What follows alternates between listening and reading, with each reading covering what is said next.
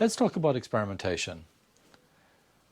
When I met John Carter, ex-chief engineer of Bose, he told me that he was on the team that created the innovation of noise-cancelling headphones.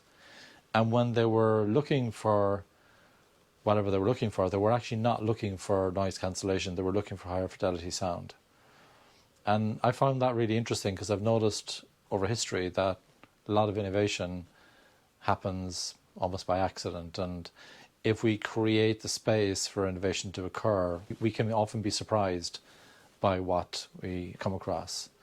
And I liked the way John described what they did in Bose, where they bought a music store and they put their innovations, their inventions in the store, and they didn't say to the customers, oh, look at this, what do you think of this? They just had a look and observed what customers are doing, and did they notice it? Did they notice these new inventions? Did they pick them up? What did they do with them? Did they use them in a different way to what they intended? And that's how a lot of innovation happened at Bose, as far as I understand.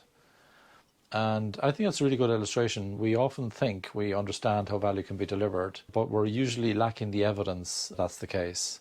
So a build it and they will come approach is quite dangerous.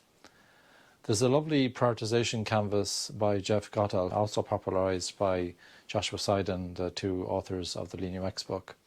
And essentially what they say is that if you have insufficient evidence that we can harvest the value from whatever idea we have, even if we think the item has high value, we might need to run some experiments. We might need to do some discovery.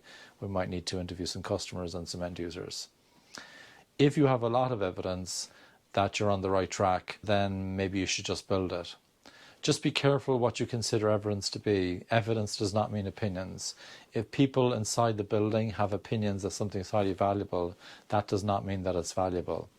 We need to get out of the building and we need to discover quickly. You can do that by building something small quickly to get some feedback, or you can run some really cheap experiments to figure out if you're on the right track or not. So experimentation is the key to unblocking the funnel of delivery and finding those ideas that are actually much more valuable than our initial ideas. Thank you.